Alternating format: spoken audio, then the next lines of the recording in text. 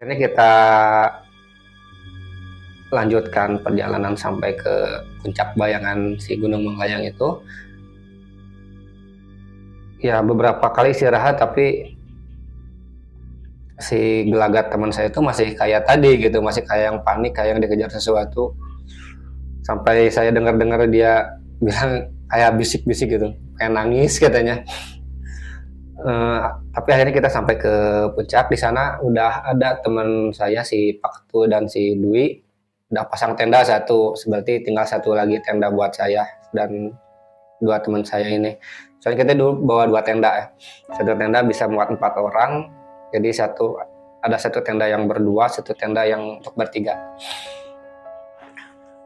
Saya lihat ke atas itu ada Pak Ketu sama Dwi lagi pasang tenda, tapi di atas tuh ada yang sekelebat putih lewat dari kiri ke kanan gitu.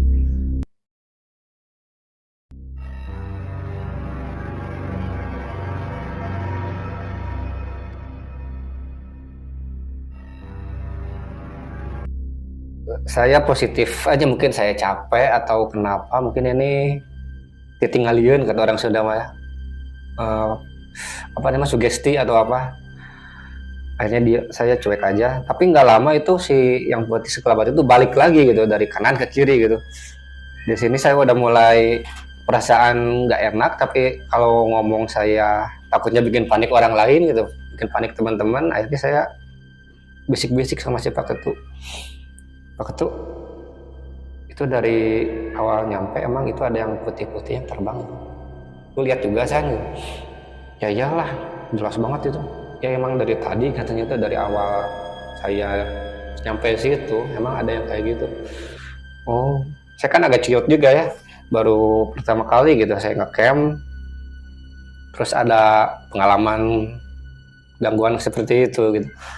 Akhirnya saya saranin Pak Ketu, kenapa kita nggak di bawah aja ke campnya yuk. Kita pindah jangan di sini. Lah, di bawah tuh lebih gelap soalnya nggak ada pencahayaan, rimbun katanya.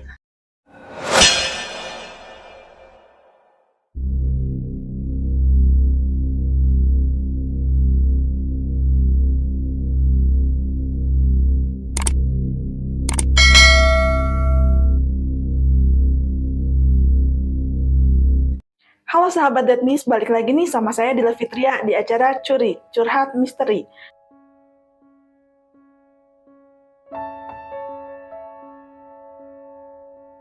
Hari ini kita kedatangan narasumber nih yang mau curhat tentang pengalaman horornya. Kali ini pengalaman horornya tentang menjaga sebuah villa di daerah Dago dan juga tentang mendaki Gunung Manglayang. Oke, kalau gitu kita langsung aja yuk sapa narasumbernya. Halo Kak Sani, apa kabarnya? Kalau Teh Dila kabar baik, alhamdulillah.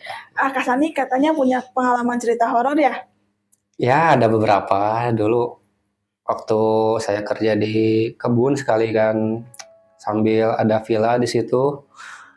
Saya ada pengalaman horor lah gitu, agak ada gangguan-gangguan wajar lah di tempat yang agak udah lama nggak ditinggalin ya, dan emang di daerah situ emang kata warga lokalnya emang terkesan angker gitu. Oke, kalau gitu ditahan dulu ya Kak ceritanya. Sebelum kita lanjut ceritanya, jangan lupa ya subscribe dulu channel YouTube Deadmis73. Nah, buat kalian yang punya pengalaman cerita horor, kalian bisa DM Instagram kita di Deadmis73 atau email ke email kita di ceritadaedmis73@gmail.com. Oke, kalau gitu kita lanjut ya ceritanya. Ya awal saya kerja di sana tuh tahun 2019. Awalnya saya kerja di sana tuh karena direkrut oleh dulunya customer saya. Dulu saya punya sih ngelola kebun hidroponik di Dago Pakar. Dulu itu ada customer lah, pelanggan setia saya. Nah saat kebun saya udah agak goyang gitu, mau berhenti, saya diajakin untuk ngerja kebun, untuk yang ngelola kebunnya dia lah, sambil tinggal di sana untuk jagain villa. Nah di sana tuh ada sebuah villa lantai 2, ada beberapa liit, ada 4 liit kecil dan 2 liit besar, dan lokasinya agak jauh dari pemukiman warga sekitar. Cuman kalau dari arah masuk Dago Pakar itu yang ada Indomart, Alfamart itu sekitar 4 kilo dari situ. Jadi lumayan agak jauh. Saya kerja di sana, nginep dan emang tinggal di sana 6 hari seminggu, jadi saya punya kesempatan pulang ke rumah 1 hari dalam seminggu. Dan kata warga lokal tuh, saya teh dibilangnya uyuhan gitu, uyuhan kersang nginep di dinya.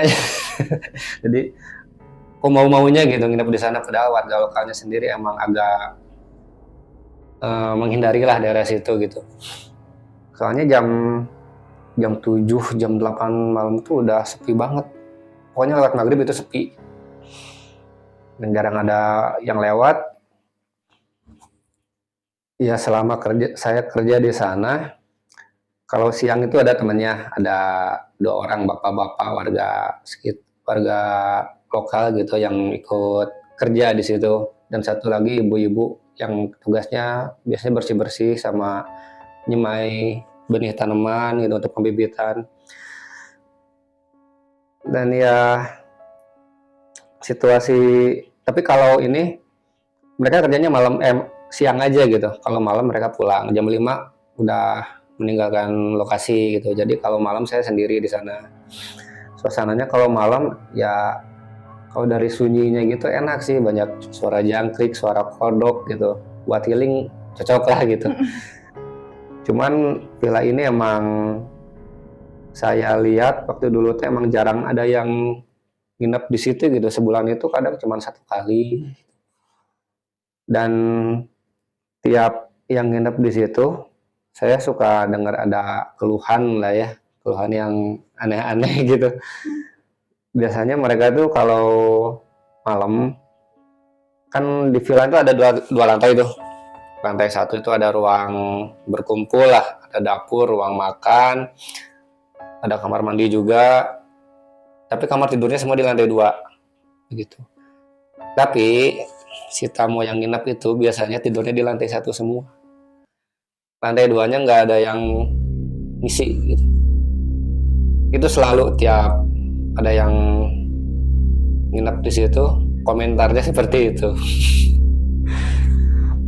Dan kadang juga saya keliling-keliling sekitar villa itu kalau malam, soalnya kan butuh air ya, air ngalirnya malam gitu.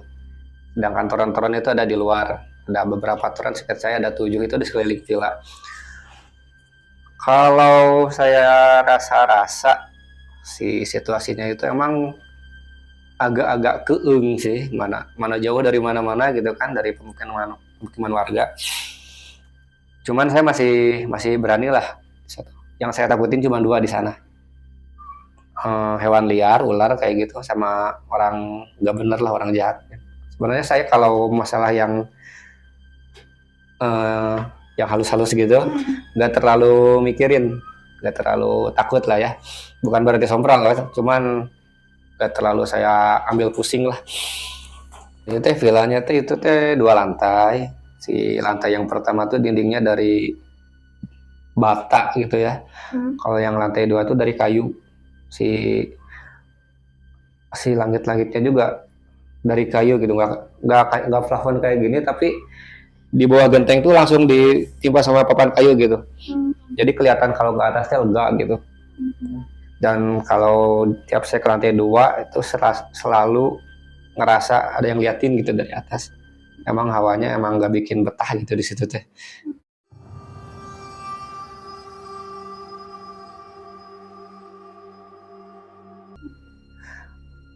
Dan sejauh ini karena yang nginep sering komplain juga, mereka tidurnya di lantai 1 semua gitu.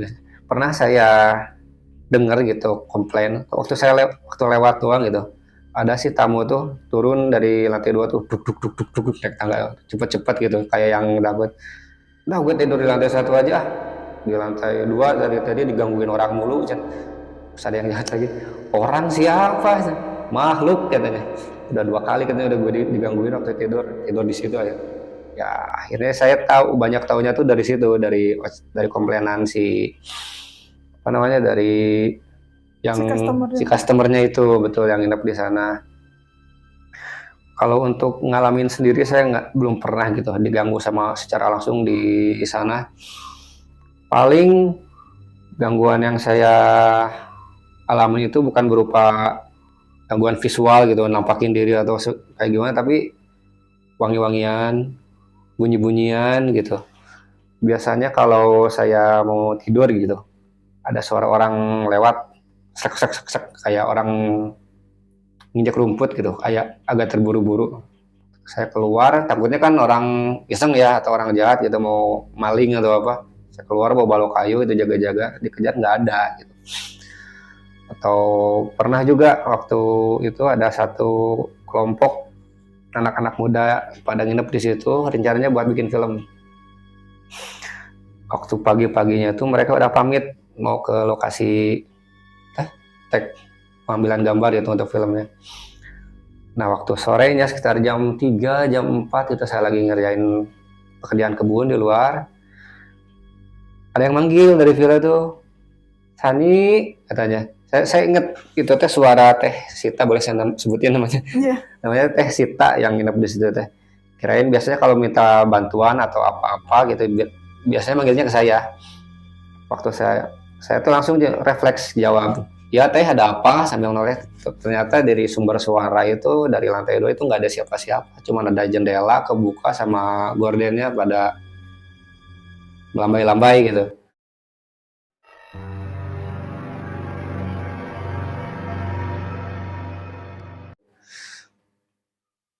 Dan saya juga kadang kalau ada seperti itu nyerita ke teman kerja, dan kata mereka emang ya wayah nawe cenanya, dan emang mereka juga kalau disuruh nginep sendiri mah di situ nggak pada mau. Mereka juga kadang berbagi juga cerita-cerita waktu dipaksa lembur gitu di sana, karena kalau air lagi susah di situ teteh, kita ngambil air dari Tahura, Taman Hutan Raya. Jadi kita punya pick up, mobil pick up, di atasnya tuh ditaruh toren yang kotak. Jadi kalau air nggak ngalir sama sekali, kita turun ke Tahura, ngisi air gitu di sana, lumayan satu toren. Naikin lagi ke atas, baru dipindahin gitu, ditampung di toren utama di villanya. Dan itu kadang sampai malam jam 8, jam 9 gitu, karena beberapa balikan kan. Nah pernah waktu itu setelah maghrib saya cek air habis, akhirnya disuruhlah 2 teman kerja saya ngambil air di sana, sedangkan saya katanya disuruh jaga di sini aja, kalau mau mandi mandi aja gitu, kasihan capek katanya. Pas mereka udah turun saya mandi. Nah saat mandi ada suara yang ketok-ketok.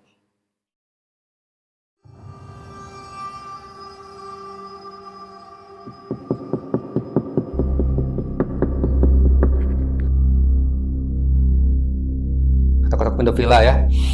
Saya diam gitu. Saya dengar tok tok tok tok. Siapa? Kata saya. Pintunya dibuka. Terus suara teman kerja saya tadi yang ini. San lagi mandi San? Iya Pak. Lagi ngisi air nih. Nanti saya ambil lagi 2 balikan katanya. Oh siap Pak. Oke lanjut. Saya lanjut mandi gitu. Beres mandi saya keluar, ketemu teman kerja saya yang 2 itu tadi. Wah Pak cepat banget ngisi air kok 2 balikan sana, kata saya tuh. Lalu dia bilang 2 balikan dari mana, cuma baru 1 balikan katanya. Lalu saya heran kan. Terus saya nanya lagi, terus tadi yang ngetok-ketok pintu itu siapa yang tadi ngobrol sama waktu saya mandi?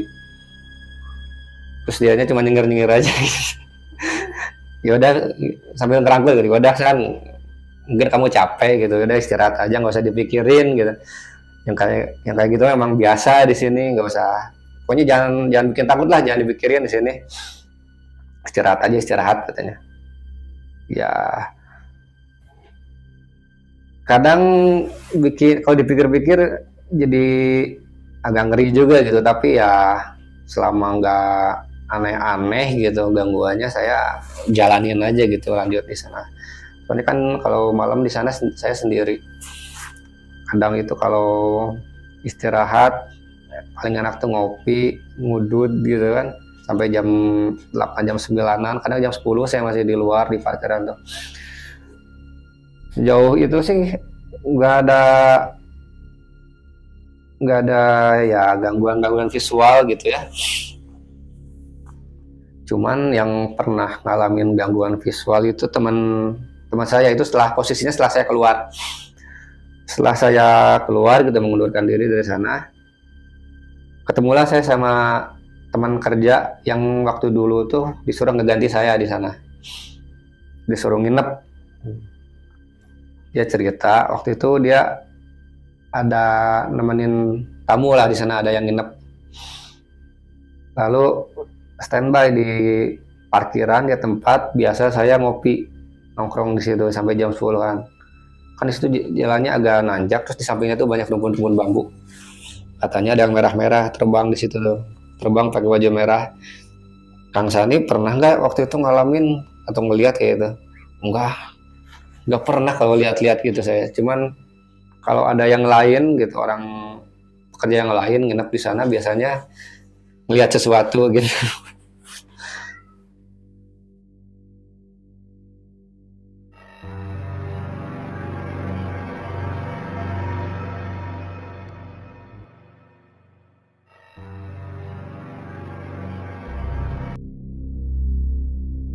Nah, selain itu ada juga cerita teman saya yang dulu ikut kerja di sana, teman kerja lah namanya Pak Asep. Dia waktu itu dia disuruh di sana sampai malam, soalnya jaga air katanya lagi ngalir, liatin toren kalau penuh baru dia balik pulang gitu. Akhirnya jagalah dia malam-malam keliling villa tuh, sambil ngeliatin toren jenuh tuh ya, nungguin air gitu udah penuh belum, kadang ya mungkin sambil ngelamun juga. Pas dia waktu itu kayak ada yang hawanya beda gitu, kayak bulu kuduknya berdiri biasalah. Pas lihat ke atas gitu ada yang jongkok di atas sambil liatin dia gitu, berbulu lebat semuanya. Dia udah nggak bisa teriak, nggak bisa apa-apa, lemes aja udah, balik kanan balik.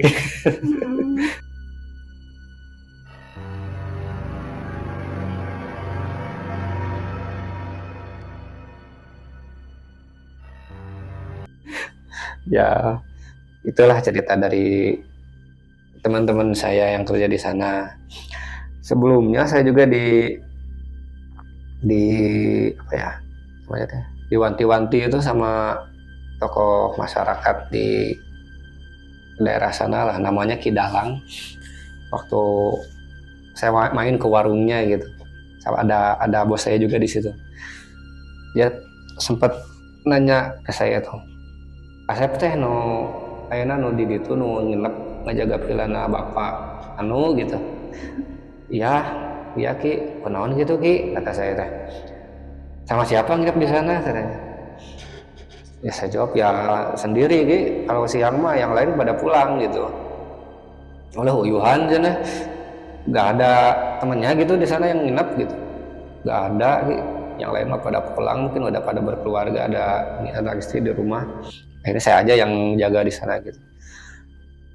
Akhirnya saya ngasih ke Dalang itu ngasih bilang hati-hati saya gitu di sana, katanya kalau emang keeng gitu, di depan itu kan ada tempat pemotongan kayu tapi nggak tiap hari gitu beroperasi. Kadang kalau banyak kerjaan dia sampai malam gitu. Kalau nggak ada kerjaan banget ya nggak ada orang sama sekali malamnya. Bilang aja gitu kalau Sani mau tidur di sana gitu biar ada teman, bilang aja gitu. Itu kalau Sani teh ponakannya Aki gitu tidur di sana. Emang kenapa gitu Ki, keungna kunaon, kata saya teh. Ya di sana tuh emang daerahnya agak angker katanya. Kalau Sani nanti dengar suara gamelan katanya, apapun yang Sani lakuin ya berhenti dulu, diem, sengantuk-ngantuknya jangan dulu tidur kan. Kalau lagi ngapain, lagi mandi, berhenti dulu katanya, dengerin baik-baik katanya. Kalau yang kedengaran itu suara gamelan doang, terus Sani nggak apa-apa, aman, tidur aja di sana. Tapi kalau tiba-tiba ada suara sinden gitu, nyanyi saat ada gamelan itu, mending Sani pulang kata. Jangan tidur di tempat tukang kali itu, langsung aja pulang gitu. Pas kebetulan saya ada, kan sebelah ada bosnya, boleh gitu Pak saya pulang? Iya katanya boleh. Padahal biasanya kalau bos saya itu agak galak soal jam kerja gitu. Kalau saya jam hari kerja nggak ada di lokasi walaupun malam itu suka pasti ya ngamuk lah, marah-marah. Nah pulang dari warungnya Kidalang itu saya kepikiran terus gitu. Kalau ada suara gamelan kayak gini gimana gitu. Nah saya ceritain ya kondisi tempat saya tinggal di sana ya. Saya tuh tinggalnya di Leuit, kasurnya tempat tidurnya tuh di atas. Jadi kalau saya mau tidur tuh harus naik tangga dulu. Dan di depannya tuh langsung ke atap, tapi ada kotak kaca gitu supaya lihat pemandangan keluar. Samping saya juga kaca. Di sampingnya kalau melihat ke samping kiri ada ya tempat tidur kosong, soalnya itu Leuitnya di kapasitasnya 2 orang. Si kasur tuh ada di kanan sama di kiri, saya sih yang kanan gitu. Jadi kalau saya lihat ke atas tuh lihat langit lah istilah, ya lihat langit. Kalau ke samping tuh lihat kaca, saya lihat kondisi luar gitu, di bawah tuh ada apa. Kalau lihat ke kiri ya ada tempat tidur kosong gitu. Dan mungkin karena kosong ya, jadi kayak ada yang liatin dari situ gitu. Kayak ada sesuatu di situ teh yang nemenin tidur lah di kasur sebelah. Cuman karena saya orangnya sebenarnya cuek masalah gitu ya, jadi nggak diambil pusing lah, nggak bikin saya jadi takut gitu. Bukannya sompral atau so jago atau gimana ya, cuman saya percayanya yang seperti itu kalaupun ada gitu, itu nggak bisa nyelakain saya. Saya bisa celaka sama hal-hal seperti itu kalau saya panik.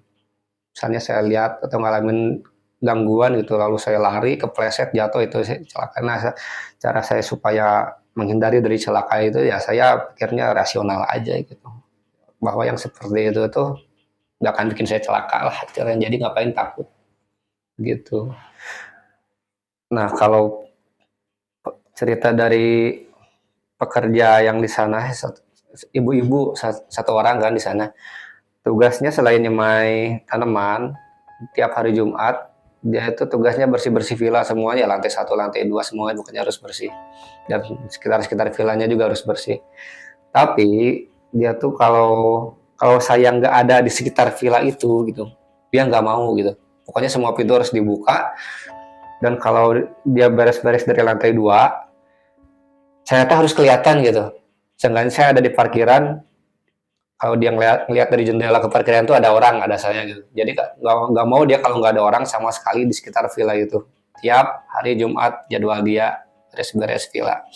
Saya nggak tahu, mungkin si ibu ini punya pengalaman gitu ya, tapi nggak mau cerita karena orangnya diam-diam baik gitu. Tapi jadi lama-lama jadi kepikiran juga, kenapa sih si ibu ini gitu banget gitu, kayak yang takut banget kalau ditinggal sendiri di sana walaupun siang-siang ya. Nah itu juga jadi pikiran saya selama di sana. Terus pernah suatu waktu saya bangun lilirnya, kata orang Sunda, bangun tengah malam jam 1 malam karena lapar gitu. Akhirnya dari Leuit itu saya ke villa. Kan di villa lantai 1-nya ada dapur. Biasanya saya masak nasi, masak lauk di sana. Karena ngantuk tapi lapar, akhirnya saya cari yang gampang aja, masak mie gitu di sana. Jam 1 malam suasana tuh ya kayak malam-malam biasa aja gitu. Ada jangkrik, suara kodok, ada hening lah istilahnya. Waktu masak mie itu, saya dengar ada suara langkah dari lantai 2. Ada yang tuk tuk tuk tuk tuk, kayak orang jalan gitulah.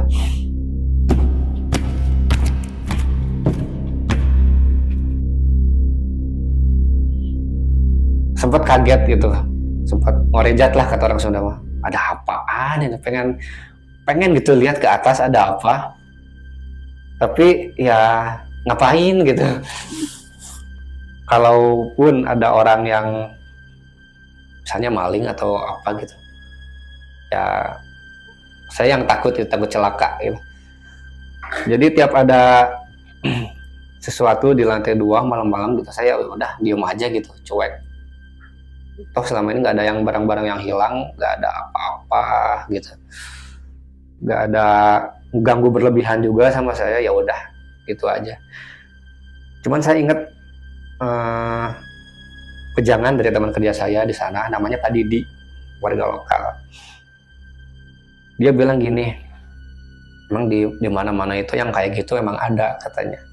Kadang dia nunjukin keberadaannya bukan buat usil atau buat ganggu gitu. Dia cuma pengen ngasih tahu aja gitu. Ini ada gue di sini gitu. Gitu aja katanya. Jadi Sani kalau misalnya ngalamin apa-apa takut gitu, ingat gitu. Alam kuring yang kuring, alam anjeun yang anjeun. Ulah silih ganggu lah orang boga alam masing-masing gitu. Hampura upami kapelong gitu, tak kuring mah bisa ningali gitu. Jadi kalau istilahnya ya sorry gitu kalau saya ngerasa ngeliatin kamu padahal saya nggak ngeliatin, ya karena saya nggak bisa ngeliat kamu, jadi nggak sengaja aja gitu kapelong. Ya itu jadi kata-kata itu jadi pegangan lah selama saya kerja di sana. Alam kuring jang kuring, alam anjeun jang anjeun gitu, ulah saling ulah saling ngeganggu, ulah saling naon. Ya jadi buat memberanikan diri saya gitu untuk bertahan kerja di sana gitu. Saya di sana kerja cuma 6 bulan sih sampai saya akhirnya mengundurkan diri. Alasannya ada beberapa, cuman yang pastinya saya dapat tawaran kerja yang lebih dekat di rumah di tengah kota gitu. Soalnya di sana tuh emang tempatnya enak, buat healing enak gitu, enak banget. Jauh dari mana-mana, jauh dari keramaian. Cuman kalau kelamaan itu jadi kayak manusia gua gitu, mana susah sinyal, jadi kayak jauh dari mana-mana. Setelah saya mundur dari sana, ada yang ngegantiin posisi saya buat ya jaga kebun dan villa itu, tapi ya nggak lama gitu, kebunnya juga tutup dan villanya sekarang saya terakhir ke sana udah bukan di villa lagi gitu, udah berhenti beroperasi istilahnya.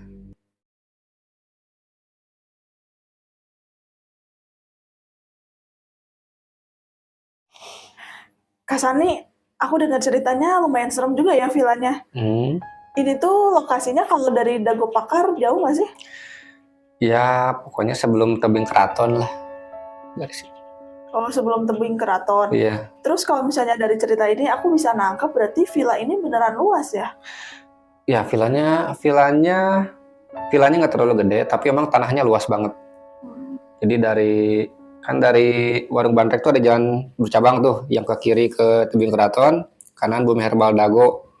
Nah, villa saya itu, villa yang tempat kerja saya dulu, tanahnya tuh bisa tembus dari jalur kiri ke kanan ini. Jadi tanahnya luas ya? Luas kok. Kak Sani, aku tuh sempat tertarik nih ya sama ceritanya Kak Sani yang di awal. Di sana tuh katanya Kak Sani takut sama 2 hal. Yang pertama itu takut sama hewan liar. Yang kedua takut sama orang yang nggak bener ya, kayak pencuri atau perampok kayak gitu. Betul. Nah aku mau tanya, emang kalau daerah Dago ini masih sering ada hewan liar ya? Masih. Yang saya temuin di sana tuh udah pasti ada ular. Yang masuk ke kebun saya ular picung gitu. Ya berbisa tinggi tapi nggak terlalu agresif, lebih kalem ularnya. Jadi kalau ada itu saya pindahin aja keluar gitu. Terus hewan liar yang di sana paling nggak terlalu berbahaya. Carih itu apa ya, musang masih ada di sana. Lalu monyet juga masih ada, dan saya punya pengalaman dekat banget itu. Ada elang terbang mungkin ada 3 meter di atas kepala saya itu waktu kerja. Jadi saya takut diragu gitu. Gitu. Oh jadi masih banyak banget ya hewan liar? Iya, saya juga punya pengalaman jelek sama monyet sih waktu itu. Kan Saya juga ngirim sayur itu ke kafe-kafe yang ada di Dago Pakar itu. Pernah saya bawa sayur ke sana.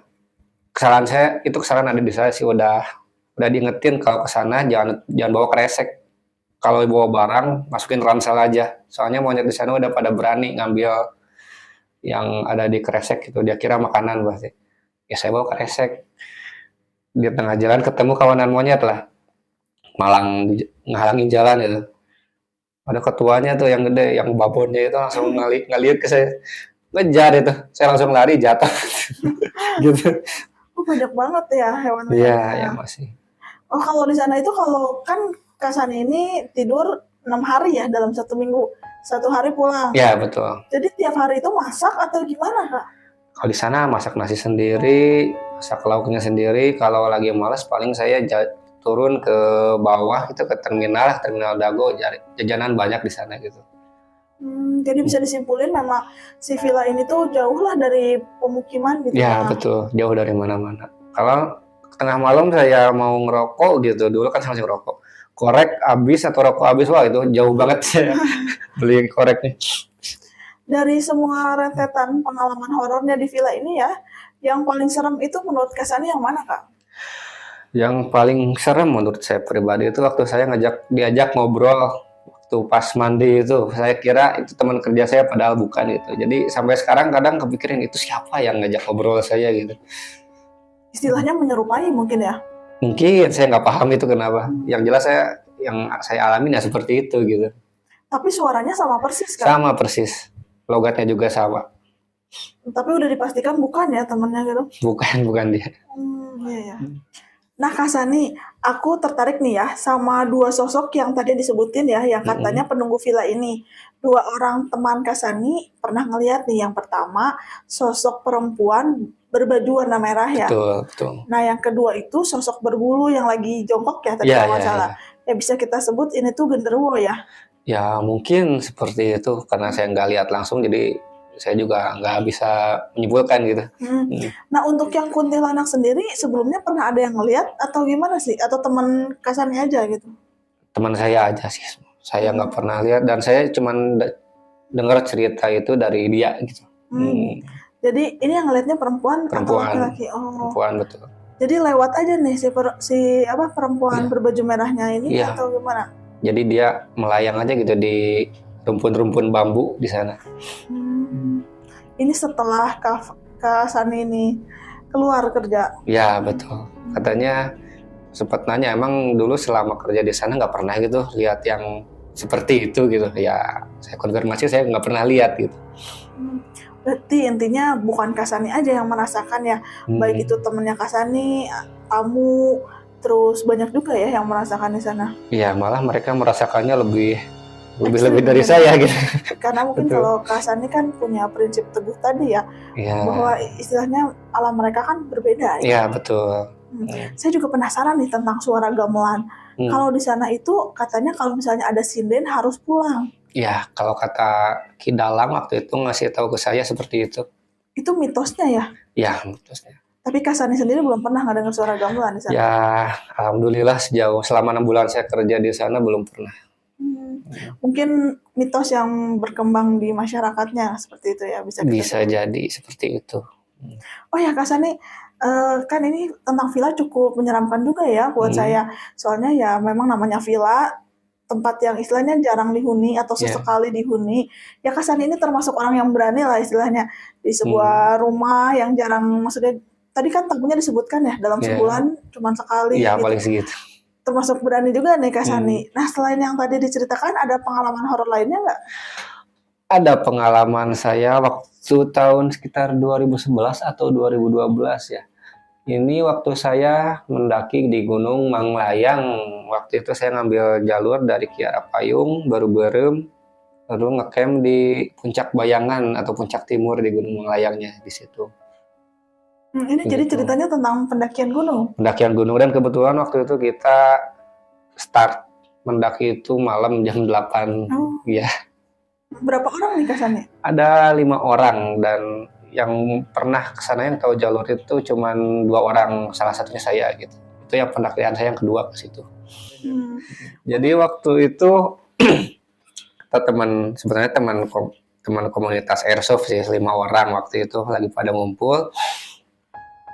Kita mau main kemana nih nanti, ya ngecamp gitu atau pokoknya 5 orang ini nginep gitu, main kemana. Akhirnya karena saya sama waktu itu ketua ya, saya dan ketua itu pernah bukan main ya, ngecamp di Gunung Puncak Bayangan di Gunung Mangalayang itu. Jadi kita saranin ngecamp aja gitu di sana, view-nya lumayan bagus tuh pagi-paginya.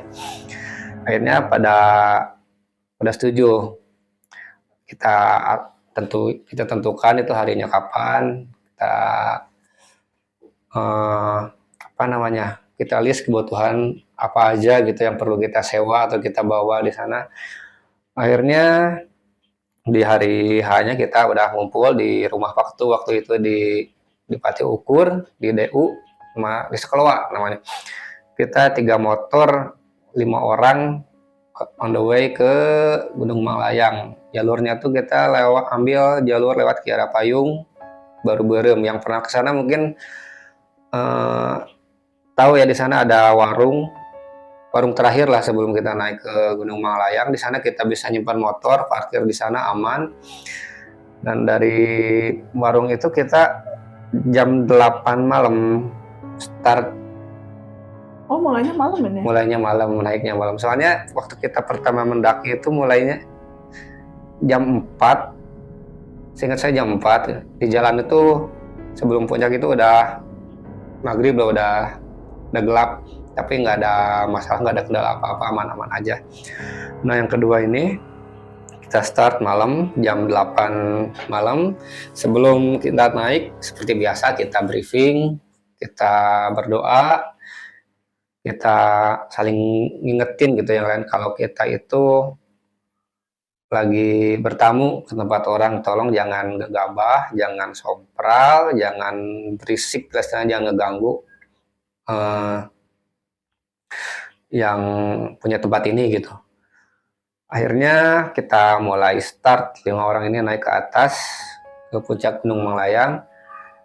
Karena yang tahu jalur itu ada 2 orang, salah satunya saya, satu lagi Pak Ketu namanya. Si Pak Ketu ini jadi paling depan lah istilahnya. Di belakang Pak Ketu ada 3 orang ini yang baru ikut mendaki lah istilahnya. Yang paling belakang itu saya. Nah dari situ jam 8 malam itu kita naik 5 orang. Jadi yang paling depan tuh Pak Ketu, yang kedua itu namanya Dwi, yang ketiga ini Tio, yang keempat ini Rama, yang paling belakang itu saya.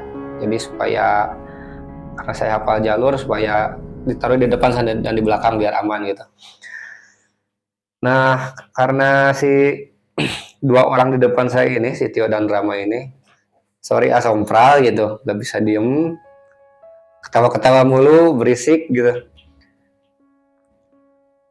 Saya jadi kurang ngerasa nggak nyaman gitu istilahnya lah. Dan waktu kita istirahat, tim kita kebagi gitu. Sepakat tuh, dan Dwi dia masih kuat, dia mau lanjut aja ngegas jalan di atas. Sedangkan si Tio dan si Rama itu banyak istirahat. Mungkin karena belum makan atau gimana, jadi cepat capek mereka tuh, atau mungkin karena baru pertama kali gitu naik gunung apalagi malam-malam gitu, jadi ya banyak berhentinya gitulah. Akhirnya kita putusin si Pak Ketua sama Dwi itu duluan, sekalian kita pesan untuk prepare aja di atas gitu, kita ambil spot, siapa tahu dapat spot yang enak di atas buat ngecamp. Dan Tio, Rama, dan saya itu di belakang. Ya saya nemenin aja semampunya mereka gitu jalannya, supaya nggak terlalu bebanin, saya ngikutin kecepatan mereka aja gitu. Nah di suatu spot gitu ada jalannya sempit, lalu di kanan kirinya tuh ada pohon cukup besar, itu mencolok banget. Terus yang bikin mencoloknya tuh pohonnya tinggi, terus dahannya saling menyilang.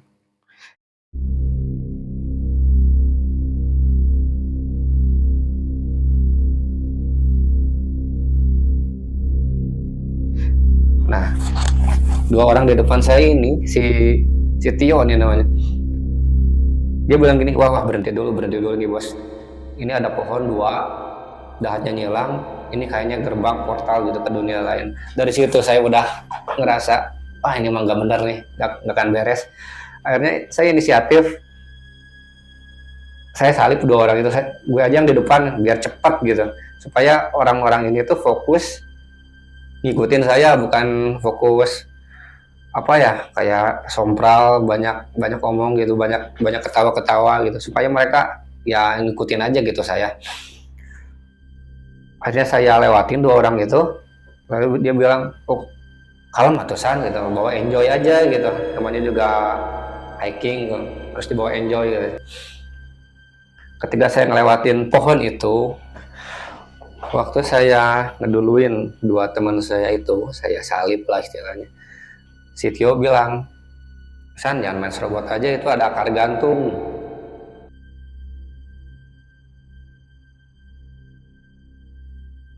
Nah, dari situ saya udah, perasaannya udah nggak enak nih, ada akar gantung dari mana, perasaan nggak ada apa-apa gitu. Akhirnya saya jadi lebih apa ya, jadi lebih aware lah sama sekeliling, jaga-jaga istilahnya, termasuk sama kata-kata yang mereka ucapin itu. Dua teman saya, si Tio dan si Rama ini kan di belakang, nah, saya nggak bisa lihat, tapi saya harus tahu gitu mereka itu ngapain. Nah yang saya dengar ketika saya lewat, mereka itu malah mainin akar-akar gantung itu. Mereka ditarik-tarik, wah ini kuat ya, akar gantung apa ini?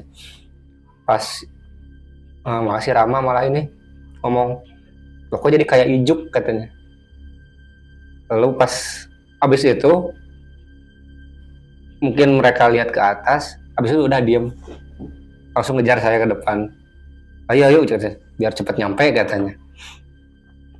Gak lama dari situ kita lanjut jalan, kita nggak terlalu cepat juga temponya, yang penting mereka bisa ngikutin gitu. Tetap yang saya rasa sekarang itu mereka jadi semangat dan cepet-cepet nyampe ke atas gitu. Beda sama yang awal-awal si sompral ngomongin ketawa-ketawa gitu, sekarang malah pada buru-buru gitu. Saya udah ada feeling, mungkin ada mereka ada ngelihat sesuatu atau ngalamin sesuatu gitu. Sampai akhirnya kita istirahat bentar, nggak jauh dari lokasi si akar gantung gitu. Posisinya saya agak di depan sedikit, agak di depan dan agak di atas, soalnya waktu itu kita ngelewat istirahatnya di tempat yang agak terjal. Soalnya di sana ada spot waktu itu tuh, dimana kita naik tuh nggak bisa berdiri, kita harus pegangan sama akar pohon yang ada di jalan-jalan gitu, soalnya kalau berdiri kepleset. Posisinya saya di depan, agak di atas, mereka tuh di bawah sambil mainin senter. Nggak tahu kenapa mereka tuh nyenter ke bawah terus gitu, nggak nyenter ke depan atau lihat jalur ke depan, ini malah ke bawah, ke belakang gitu, ke jalur yang tadi mereka lewatin. Dan saya dengar sedikit percakapan mereka waktu nyetar itu, masih ada katanya, masih ada. Oh iya, disenterin lagi, ngeliat sini katanya, malah ngaliuk cina katanya. Oh iya, naik lagi. Akhirnya saya ngikutin aja mereka istirahat, oke, mereka jalan, ayo gitu. Akhirnya kita lanjutkan perjalanan sampai ke puncak bayangan si Gunung Manglayang itu. Ya beberapa kali istirahat, tapi si gelagat teman saya itu masih kayak tadi gitu, masih kayak yang panik, kayak yang dikejar sesuatu. Sampai saya dengar dia bilang kayak bisik-bisik gitu, kayak nangis katanya. Tapi akhirnya kita sampai ke puncak. Di sana udah ada teman saya si Pak Ketu dan si Dwi udah pasang tenda satu, berarti tinggal satu lagi tenda buat saya dan dua teman saya ini. Soalnya kita dulu bawa dua tenda ya. Satu tenda bisa muat 4 orang. Jadi ada satu tenda yang berdua, satu tenda yang untuk bertiga. Saya lihat ke atas itu ada Pak Ketu sama Dwi lagi pasang tenda, tapi di atas tuh ada yang sekelebat putih lewat dari kiri ke kanan gitu.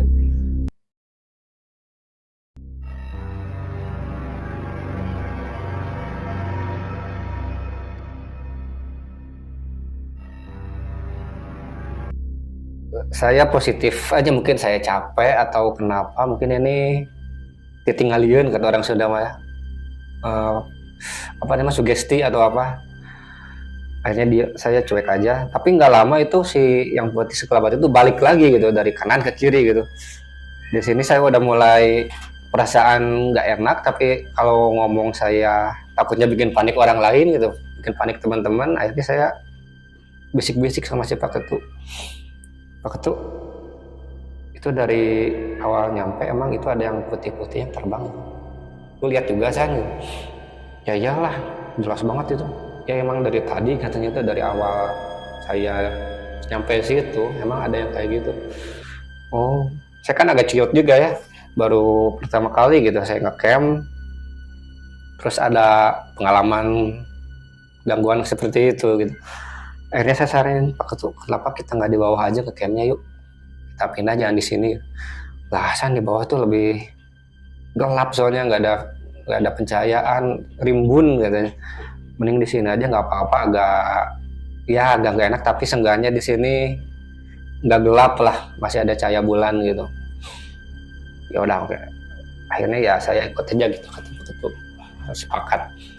Nah kita akhirnya Ketu sama Dwi tadi udah bikin tenda, kita bikin, saya Tio dan Rama bikin tenda juga, jadi kan 2 tenda tadi ya. Akhirnya setelah dua tenda ini selesai disusun, dibangun lah, si Rama ini mungkin agak capek atau gimana, kayak yang kalau saya lihatnya dia kayak yang ngelewatin tenda gitu, tapi ketarik kakinya ke bawah, kayak ada yang narik, jadi hampir keperosok. Sorry sebelumnya saya nggak ceritain ya medannya. Di sana tuh Puncak Bayangan tuh sebenarnya lorong kecil, nggak nyampe 3 meter, mungkin 2,5 meter. Jadi kalau ada tenda di situ tuh itu kayak ngalangin jalan gitu, ngalangin jalur.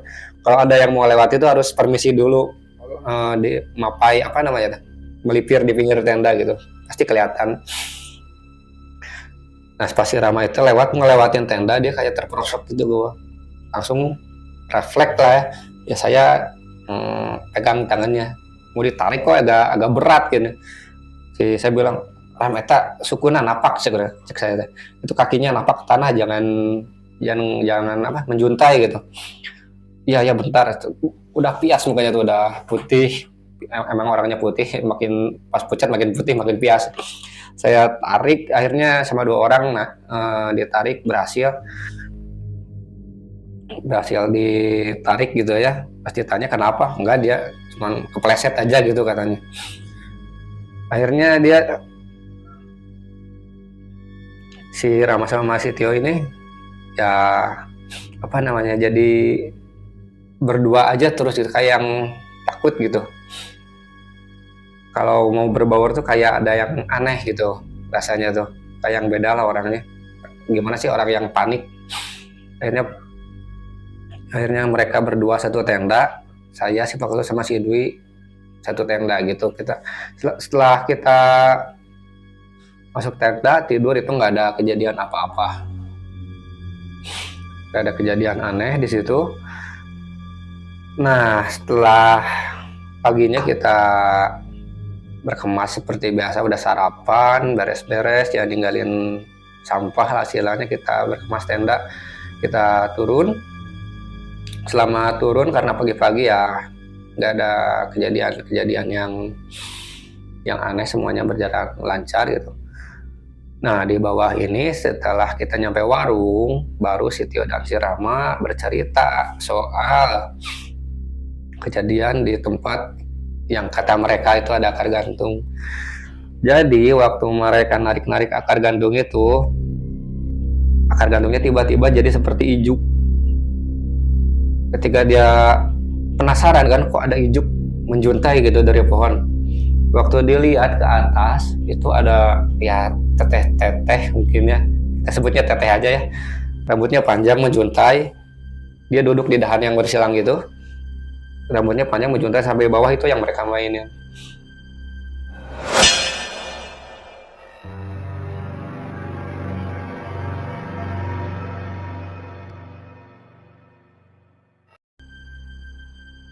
kanta mereka si tetehnya tuh si mulutnya tuh lebar sampai sini, terus matanya tuh hitam, mungkin karena gelap juga ya. Tapi yang mereka cerita itu seperti itu. Dan ya saya muji mereka itu, mereka nggak panik gitu, nggak teriak, nggak wah ada setan nggak seperti itu. Jadi nggak, satu tim itu 5 orang ini nggak ada yang nggak panik masalah gitu istilahnya, semuanya pada, walaupun mereka panik yang lain masih bisa tetap tenang gitu ya. Seperti itulah teh kira-kira cerita saya waktu berkemah di Gunung Manglayang. Waktu itu kita cuman sampai puncak bayangannya aja sih, nggak sampai puncak utamanya, soalnya katanya ya di sana ada makam gitu kan. Kita nggak, itu bukan yang kita cari gitu, kita carinya view, bukan cari makam istilahnya gitu ya. Wah, ini pengalamannya serem juga ya Kak Sani. Lumayan.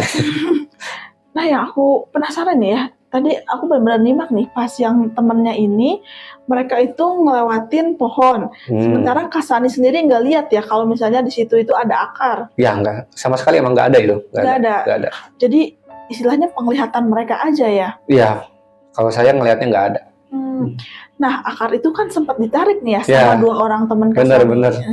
Mereka kan asalnya narik-narik akar kayak gitu. Terus tiba-tiba akarnya itu berubah jadi ijuk. Ijuk itu kan kalau misalnya injuk ya, sorry. Iya, Injuk itu kalau dalam bahasa Indonesia kan kayak sejenis sapu yang berbahan hitam itu ijuk kan itu ya bahannya ya. Ya, yang kayak gitu. Pas ditarik itu ternyata rambut. Ya. Berarti bisa kita bayangin ya, kita imajinasiin kalau misalnya sosok yang teteh tadi disebut, atau misalnya kalau bahasa Indonesianya sosok wanita ya. Ya, betul. Sosok wanita tak kasat matanya ini berarti rambutnya itu benar-benar panjang ya Kak? Panjang banget, mungkin itu dahannya tuh 4 meter lebih dari ke atas itu. Jadi benar-benar menjuntai. Menjuntai gitu sampai bawah.